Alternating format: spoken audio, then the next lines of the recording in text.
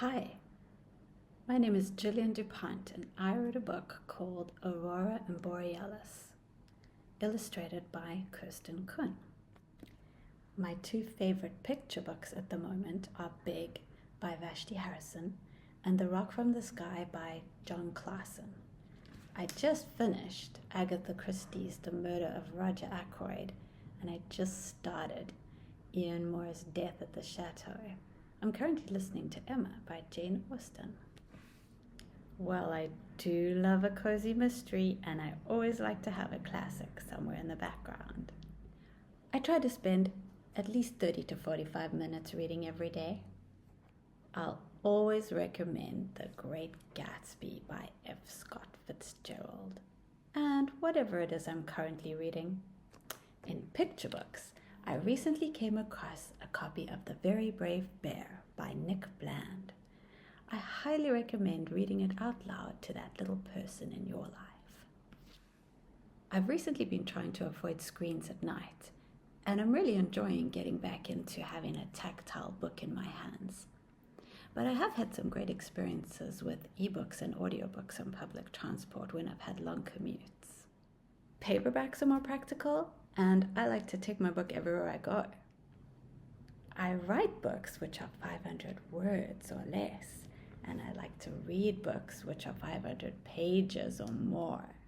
Mostly, I read at night before bed, but sometimes I can sneak in some reading time while I'm cooking dinner.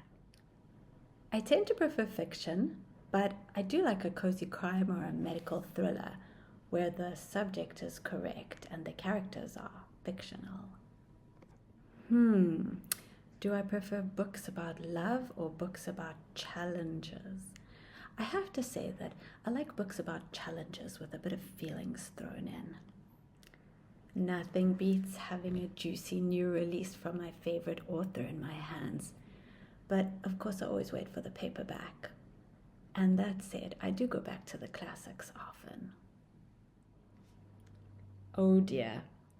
There are heaps of good books that I haven't read to the end or that I've put down in the middle, only to come back to later. The last really good book that I've put down for the time being is The Prince of Tides by Pat Conroy. It's an oldie and it's beautifully written, but I'm just not going to finish it yet. I think I'm saving it. Oh, I can't wait for the new installment of Richard Osman's The Thursday Murder Club. And I must get down to reading my next Agatha Christie. I think it'll be Cat Among the Pigeons. I think that if we all stopped reading, particularly fiction, and we couldn't access the imagination and creative spirit of other people, it would make for a very drab and dreary world. If books disappeared, to loosely quote the character of George Banks in the 1964 film adaptation of P.L. Travis's Mary Poppins, slightly out of context. Without them, disorder, chaos, moral disintegration. In short, you'd have a ghastly mess.